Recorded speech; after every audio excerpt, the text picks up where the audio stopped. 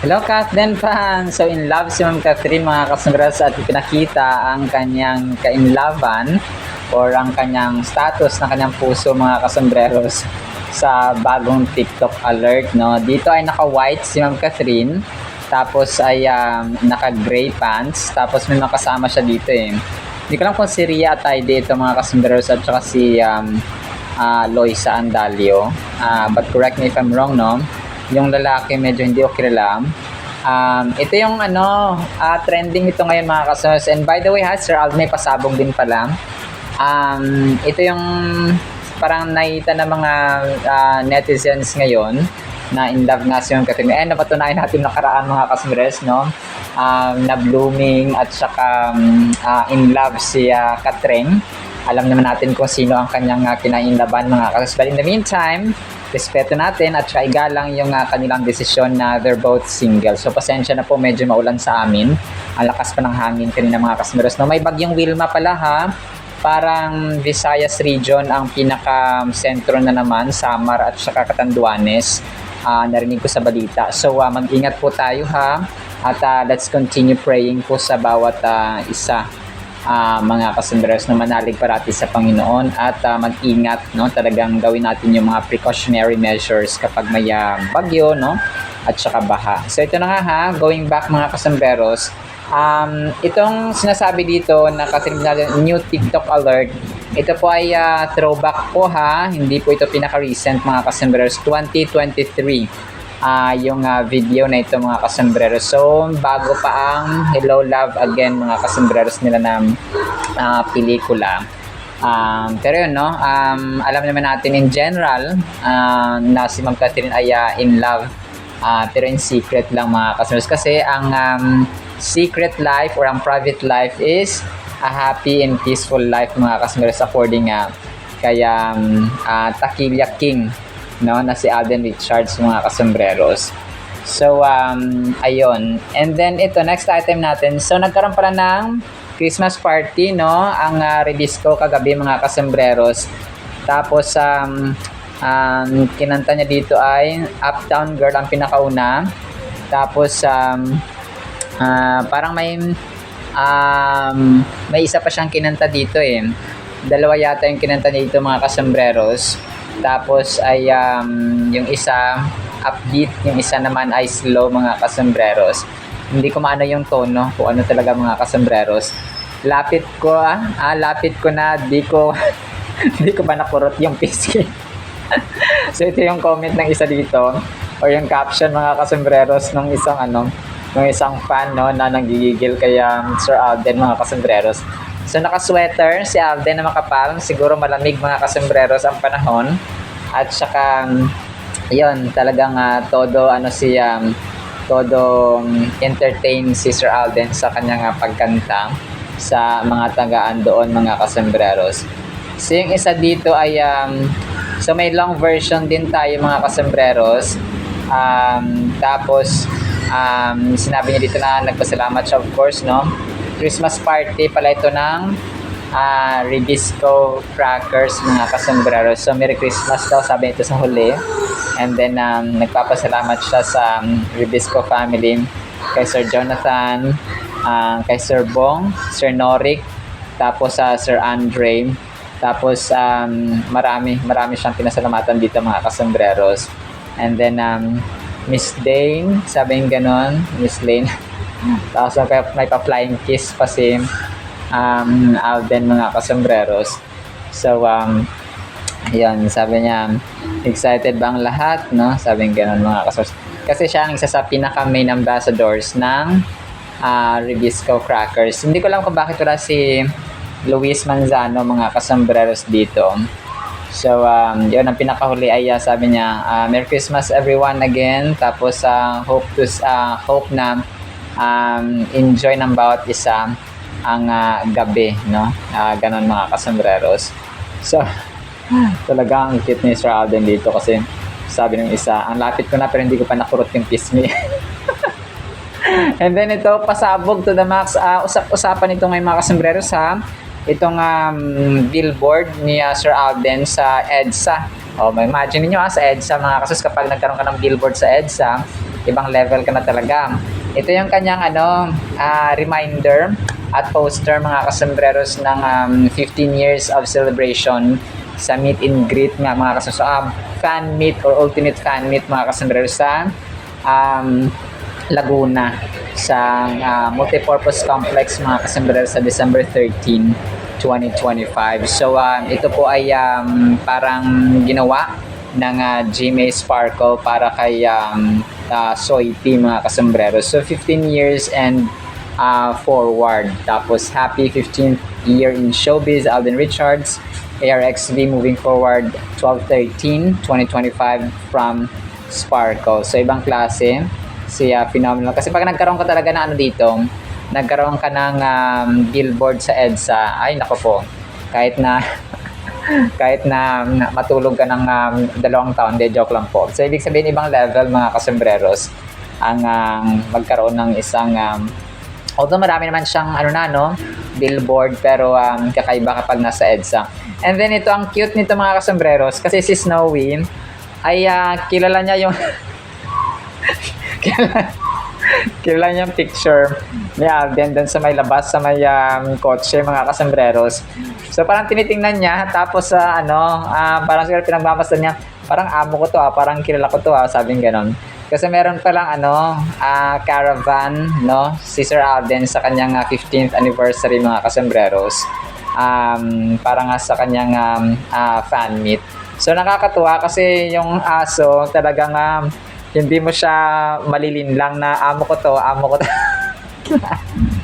Ang cute na ni Snowy mga kasembreros. Tapos Snowy ako no, Snowy Bailey pala. Yung Snowy pala kay Ma'am Catherine mga kasembreros. So yun, no, talagang nakatitig siya doon. So parang amo ko to So ito po ay Instagram story ni Riza na kapatid ni Sir Alden mga kasembreros. And then ito, next item natin, ang ganda naman Catherine dito, no, naka-white siya. Tapos may pangmalakasang earrings. yung mag-earrings ka na lang, dapat yung parang wala nang bukas mga kasembreros, no. So ang caption kasi dito ay yung earrings na na parang ang ganda mga kasembreros, no. Parang yung earrings na, yun ko kung mabigat to. Hindi naman siguro kasi parang manipis lang siya. Malapad lang pero manipis. At saka magaan mga kasembreros. But this was during a very good girl pa, no? AVGG mga kasembreros na isa sa mga kuha or isa sa mga litrato ni Ma'am Catherine mga kasembreros nung pelikula nila 2023, A Very Good Girl, na kung saan ay umani rin po ng maraming awards ang AVGG. Siya ay si Philo, no, na isang grabe rin yung karakter niya dito mga kasembreros sa A Very Good Girl na ito. Sobrang lupit. And then ito, ang ganda ng caption dito kasi trio, no, best trio, pinakamagaling na trio mga kasembreros sa kasaysayan ng pelikula at saka sa showbiz. Sina Direk Cathy, si Alden at saka si Catherine mga kasembreros, of course, no. Kapag sila nagtambal sa pelikula, expect na natin ang blockbuster at saka billion na income, no? Kagaya ng Hello, Love, Goodbye at Hello, Love Again mga kasembreros. So yung Hello, Love, Goodbye, hindi man siya umabot ng billion, pero ilang taon din siyang naging highest grossing Filipino film of all time, no? Kasi yung Kathnel dati 800 million yata yung nila. So mas mataas yung Hello, Love, Goodbye na 880 million pesos mga kasembreros. Tapos ang cute nito kasi yung white flower ni Sir Alden, parang nagkaroon para sa ng event, no. Tapos dito ay pictures ni Sir Alden, tapos may parang booth, tapos may dalawang nagbabantay doon na naka-red mga kasembreros. Tapos ang mga posters ni Sir Alden, mga stand niya ay tapos may isa dito parang nakipag-heart siya, no, ng kamay mga kasembreros kay Alden. Relieves headaches, dizziness, cold, stress, no, yung White Flower Philippines. So talagang nakaka-good vibes mga kasembreros ito na kanilang pinost mga kasembreros. And merong caption actually ang White Flower Philippines sa kanilang Facebook page. Sabi ni 5 hours ago, wellness mode on. We are here at Mizuho Corporate Bank, Makati City. Sa Makati para sila dito, no, yung team ng White Flower Philippines. For their wellness fair today, excited to support their great event and promote health and wellness for everyone. Here are some photos from the event so far. So to all other Mizuho Bank employees, don't forget to drop by our booth to grab some freebies and snap a pic with our Alden Standy. So yun siya. 5 p.m. actually, no? Baka late ko na ma-upload ito mga kasembreros. Pero yun po, no? Kung kayo po ay taga Mizuho sa Makati mga kasembreros. And then ito, ang kulit, ang cute ng dito, ang cute ng caption niya mga kasembreros, no? At saka ng picture sa Sky Heart, no? Sabi niya, excited na ba ang lahat na mangyari ko sa totoong buhay? Pusuan mo kung bagay sila. So yung kinasal ang Kathleen. Oy, grabe oh. 1,100 likes mga kasembreros. Kathleen wedding attire. Excited na ba ang lahat? So, kinasal niya na si Mr. and Mrs. Fulkerson mga kasembreros. Pero ito po ay fan-made lamang ha. Baka i-bash niyo ako. Baka i-bash niyo naman ako mga kasembreros yung iba. Na sinasabi na fake news ako. And then ito, sabi ni Miss G Vlog, ano yung mas gusto ninyo or mas nakakakilig? Hello, love, goodbye or hello, love, again? So, comment niyo kung anong mas nakakakilig sa inyo mga kasembreros. Kathleen Love Team. And of course, yung mga pictures ni na attorney at saka ni Tisoy, ni client mga kasembreros during hello, love, goodbye and hello, love, again. So, para sa inyo, ano yung mas maganda? Sa akin kasi pareho eh. Wala akong itulak kabigin kasi talagang pareho talaga na capturing hearts ang pelikula na Hello, Love, Again at saka Hello, Love, Goodbye. So, although syempre, no, nag-level up sila sa Hello, Love, Again, pero yung chemistry kasi unang nabuo sa Hello, Love, Goodbye. So, para sa akin talagang, yung alam yung ano sila, parang raw, yung ibig sabihin parang hilaw sila at that time na hindi nila kilala ang bawat isa, strangers talaga sila sa Hello, Love, Again, Hello, Love, Goodbye. So, kung kaya yung acting nila ay talagang masasabi mong very raw pero very dramatic, no? Sobrang sobrang legit at sobrang galing mga kasembreros. Ano ba, parang ano siya, parang totoo sa totoong buhay mga kasembreros kasi nga stranger sila, no? Magka-ibang network sila mga kasembreros. Tapos naging nagkaroon sila ng isang project. So talagang stranger sila sa totoong buhay. Stranger din sila dun sa Hello, Love, Goodbye mga kasembreros na pelikula. And then ito, next item natin mga kasembreros, ang Alpha Pro, no, ni Sir Alden na nag-post 22 hours ago. Sabi dito ay ngayong nalalapit, no? Nalalapit as in pet mga kasas na Pasko, magandang kalusugan ang pinakamandang regalo na bibigay natin sa kanila. Handog ng Alpha Pro Dog Food, nutrisyong kailangan nila. So, saan ka pa? Bili na sa pet stores at online. Add to cart na yung Alpha Pro Dog Food mga kasembreros sa mga may mga alagang for babies, no? And then ito, next item natin mga kasembreros. Sige, last item natin of course, no? Ito nga prayer ni Sir Alden na inaabangan natin of course. Sabi ni Sir Alden dito ay, Dear God, thank you for loving me first. Help me carry your love into every room today. Teach me to slow my step, notice needs, and choose kindness over hurry. Guard my words so they heal and not harm. Let compassion be my reflex and humility my posture. By this, everyone will know that you are my disciples if you love one another. So that's John 13, verse 35, mga kasembres. Help me see people the way you do, the overlooked, the difficult, the weary. Give me patience when I'm tested and courage to serve without being seen. Grabe, no? May my tone be gentle, my eyes attentive, and my hands ready to bless. Let my life point to Jesus in small, consistent ways. In Jesus' name, Amen. So, ang ganda ng ano niya dito, yung sinabi niya na, give me patience when I'm tested and courage to serve without being seen. So, tumutulong siya, nagsiserve siya, naglilingkod siya, nagsusupport siya nang hindi nakikita. So, grabe. Ito yung sasabi natin na yung totoong may close at pananampalataya lang talaga sa Panginoon ang nakakagawa ng ito na they don't need and they don't want acknowledgement, appreciations all the time, applause all the time, pasasalamat all the time, because they do that. Ginagawa natin ito sa para sa Panginoon unang-una sa lahat, hindi lang para sa tao, mga customers. If they appreciate us, thank you. If they don't appreciate us, thank you also, no? Kasi yun naman ang the best, mga customers, no? Parang helping people without being seen or acknowledged. Kasi ang Diyos natin ay ang mag-acknowledge sa atin at magpapala pa, mga kasambreros. So, kasi He knows exactly, no? Alam niya yung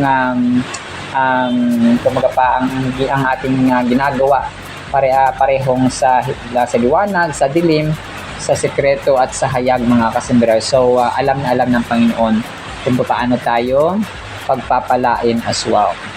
Alright, so yan lang actually sa ating captain items. So, alas 4 ako nag-voice over, mga kasambreros. Baka may mga items pa na i-upload after 4 p.m. ay para bukas na lang po ito, para bukas na lang sila, mga kasambreros. So today is December 5, 2025, Friday na po, no? So happy weekend everyone. Makakapagpahinga na ng ating mga trabahante at mga estudyante. So sana po ay pakinggan po natin ang napakagandang salita po ng Panginoon. At para po sa ating Word of God ay parang hugot ito, mga kasambreros, pero hindi po ito hugot.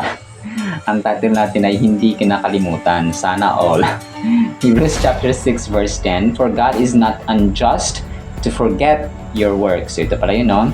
And labor of love which you have shown toward His name, in that you have ministered to the saints and do minister. So ito, mga kasambreros, ay si Apostol Pablo, no? Ang ating pong word ay hinimay-himay ko itong verse or chapter 6 ng Hebrews, mga kasambreros. Kung kaya iba't ibang verses lang, pero mostly ay chapter 6, mga kasambreros. So hindi kinakalimutan. Isa sa pinakamasakit na pangyayari sa ating buhay, yung kinakalimutan tayo. Let's say ginawa natin ang lahat, parang naging parte tayo ng buhay ng isang tao, ng kaibigan for example, tapos kunwari boyfriend or girlfriend, or parang naging close kayo ba, kaibigan for example, no? Tapos bigla ka na lang kinalimutan, mga kasmas, na kahit mag-chat ka ay hindi ka na pinapansin, no? Kahit nangangusta ka lang, kahit parang wala namang issue, mga kasambreros. May mga ganong tipo na kinalimutan ka na lang bigla kahit na marami kang ginawang good things sa taong ito, no?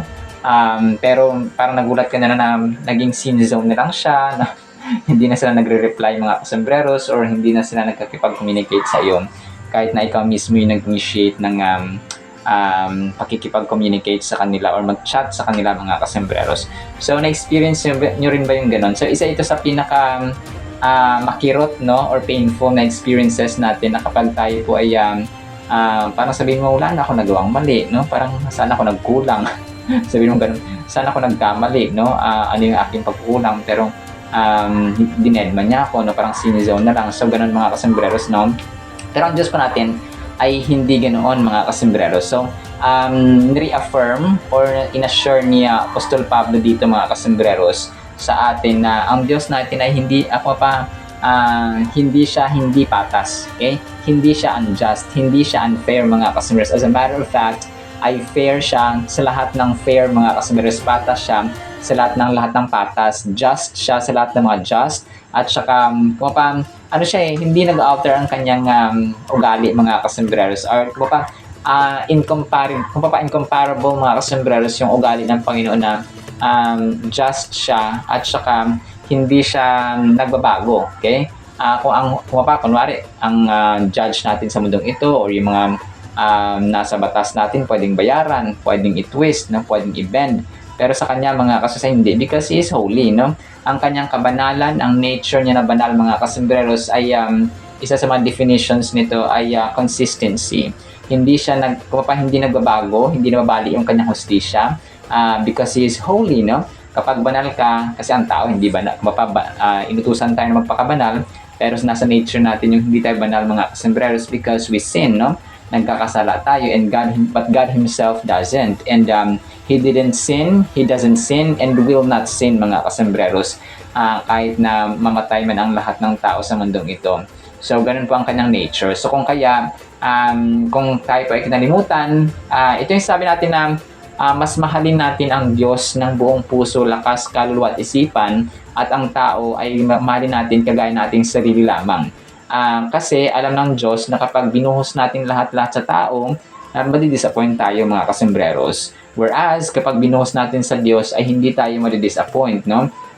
Kahit saan man tayo mapunta, kahit anong season ng buhay natin, ay hindi tayo iwan ng Panginoon. His Spirit, His guidance will always be with us, mga kasembreros. And He will be with us kung tayo po ay faithful din at saka tapat sa Kanya, mga kasembreros. Minsan inisip natin na tayo iniwan ng Panginoon, na baliktad naman, tayo pala yung nang iwan sa Panginoon, na nawawalan tayo ng oras sa Kanya. So kung kaya sabihin nung, bakit dry ang buhay? Bakit dry ang aking life, no? Bakit ganito? Parang wala akong maramdamang excitement or joy or happiness, or parang wala akong kakontentuhan, wala akong peace, no? Wala akong parang parang may kulang kasi you're not doing your purpose anymore kasi busy ka sa mga bagay na hindi maka-Diyos, mga kasembreros. So, hindi man ibig sabihin na hindi na tayo magluluto or magtatrabaho, no? Or mag-aasikaso sa bahay or mag-aasikaso sa buhay. Balanced life naman yan, mga kasembreros. So, may panahon tayo sa Biblia, may panahon tayo sa panalangin, may panahon tayo sa Diyos, sa pagsisimba. May panahon din tayo para sa pamilya. Kaya yun ang gusto ng Panginoon. Ayaw din ng Panginoon na hindi balance yung ating buhay, na buong araw ka nandiyan magluluhod, manalangin, magbasa ng Biblia. So, hindi pa ibig sabihin na ganun po na mga kasembreros. So, kunwari, nasa naglalakad tayo, tapos iniisip natin ang Panginoon, no? That's one way of worshiping God. Kunwari, nagtatrabaho tayo, no? May mga moments na nagtatrabaho tayo sa ating trabaho, and then may mga moments na nagko-contemplate tayo, namumuni-muni tayo, and we're thinking about the goodness, we're thinking about the greatness, yung mga nagawa ng Panginoon sa ating buhay. So, yun siya, mga kasus, na one way of worshiping and one way of thanking God, mga kasembreros, na pinapasalamatan natin siya sa ating buhay. So, kasi kung kalimutan lang tayo ng Panginoon, ay di sana wala tayo sa mundong ito, mga kasembreros. And even kahit namatay man tayo, ay hindi ibig sabihin na kinalimutan na tayo ng Panginoon, mga kasus. He has a greater and better purpose, mga kasembreros, more beneficial purpose sa ating buhay. This verse reminds us of the importance of our actions and how they are seen and remembered by God. So yung ating pagpapagal, no? Hindi po ang ating panalangin, ng ating pagbibigya, mga kasus, always nating isipin na counted dito sa Panginoon. Merong accountability, merong accounting, nililista lahat ng Panginoon, mga kasus. Naka-register yan, no? Parang parang nasa school, no? Na may record tayo na, ito yung grade mo, ito yung assignment mo, ito yung grade mo, ito yung performance mo, and so on, mga kasembreros. So, sa Diyos natin, kapag tayo ay nagdala ng panahon sa Kanya, hindi niya yung nakakalimutan. Okay? Makalimutan lang tayo ng ex natin, makalimutan lang tayo ng ating mga taong naging parte ng ating buhay, hindi tayo kakalimutan ng Panginoon, mga kasembreros. When we serve others with love and compassion, we are not only making a difference in their lives, but also leaving a lasting impact in the eyes of God. It's a powerful reminder that our deeds, no matter how small they may seem, are recognized and cherished by God. So, yun, parati natin isipin na, kunwari, naging mabuti tayo sa isang kaibigan or sa isang tao, 1 year ago, 6 months ago, or 5 years ago, hindi yun nakakalimutan ng Panginoon. Okay? Naka-register na yun, mga kasembreros. So, kung ano yung ginawa natin na makabutihan, ay hindi po yun nakakalimutan ng Panginoon. Okay? Makalimutan man natin ang petsa, makalimutan man ng ibang tao ang petsa na kung kailan tayo nagtumulong, gumawa ng kabutihan, ang Diyos po natin ay hindi. So, nakalista po yan lahat-lahat, mga kasembreros. Think about when we selflessly serve others, we are embodying the essence of love and kindness that God teaches us. Our actions reflect our faith and commitment to living a life that mirrors His teachings. It's a beautiful cycle of giving and receiving, where our service to others is not only a gift to them, but also a gift to God. So grabe, no? Napakalalim ng truth na ito, na yung ating service, yung ating ginagawa sa tao, ay parang ating ginagawa sa Panginoon. That's biblical actually. So kung kaya kapag gumagawa tayo ng kasamaan sa ating kapwa, para na rin tayong gumagawa ng kasamaan sa Panginoon. So kasi nga ang Diyos ang lumikha sa atin. So parang ano lang yan kunwari yung nanay mo or tatay mo tapos may anak siya. So ang kapitbahay mo for example, inaway yung anak ng kapitbahay niya. So para mo na rin inaway yung nanay or parents ng kapitbahay o yung kapatid ng kapitbahay. So parang ganun siya mga kasama. So since pagmamayari tayo ng Panginoon, kapag inaway tayo, ay para na rin inaway ang Panginoon. Kung ginawa natin na mabuti ang anak ng kapitbahay natin, so para na natin ginawa ng kabutihan yung nanay or tatay ng kapitbahay natin. So nag-gets po natin. So parang ganun siya mga kasumbereros. So parati natin iisipin na ganoon para magkaroon tayo ng purpose, magkaroon tayo ng drive, magkaroon tayo ng encouragement or motivation na pag gumawa ako ng mabuti ay na-recognize ng Panginoon. So, ganun siya. So, huwag naman tayong maningil, no? O Lord, gumawa ako ng kabutihan kanina. So, mamaya mga blessings ko. So, hindi naman ganun mga. So, parang tanim lang tayo tanim. Okay? Huwag lang tayo mapagod sa kakatanim mga kasunod kabutihan because ang nagtatanim nga ng kabutihan ay magaan ng kabutihan. Hindi man ngayon, hindi man bukas, hindi man sa makalawa, hindi man 2 weeks later, hindi man 2 years later, hindi man 5 years later, pero mag-aani at pag-aani tayo mga kasus kapag hindi tayo tumigil sa paggawa ng mabuti. So, ganun ba? Parang ano lang yan parang kung gumagawa ka ng kasamaan ngayon, tapos gumagawa ka pa rin ng kasamaan, parang patuloy mo at saka tuloy-tuloy kung gumagawa ng kasamaan, so meron siyang kabayaran mga kasundreros. So, ganun siya. So, the next time you lend a hand or helping hand or show love and compassion to someone in need, remember that God sees and remembers your actions. Your work and love are not in vain. They hold a special place in God's heart and are a testament to your faith and dedication to following His path. So, ganun mga kasundreros. So, parati natin isipin kung ano yung ginawa natin sa ating kapwa-tao ay ginawa na natin sa ating Panginoon mga kasundreros. So, sa ating final thought, think of Hebrews chapter 6 verse 10 as your work email, reminding you of ongoing dedication and care. Are your daily actions benefiting others as much as they boost your career or secure your family's future? Use this verse as your daily alarm clock, grabe no? Alarm clock pushing you to show genuine kindness and gratitude. Step up and find ways right now to make a difference. So, make a difference. So, si Sir Alden talaga yung naalala ko dito pag sasabi niya, make a difference. Gumawa ka ng kakaiba. Okay? Kakaiba na kabutihan mga kasambreros, hindi ng kasamaan. So, kasi yun nga, no? Kapag gumawa tayo ng mabuti sa ating kapwa-tao, ay para lang tayong gumawa ng kabutihan sa ating Panginoon. Alright? So, ang ganda na verse na ito mga kasambreros. But in the meantime, ayun lang po sa ating salita ng Panginoon, no? Nawa po ipagpalaan po tayo ng pag-ibig, pananampalataya, pag-asa, no? And a kind and good heart mga kasembreros ng ating labor, ang ating gawa na mabuti ay hindi po nakakalimutan ng ating Panginoong Diyos. In Jesus' mighty name we pray. Amen and amen. See you sa next segment mga kasembreros and paalam po. I love you.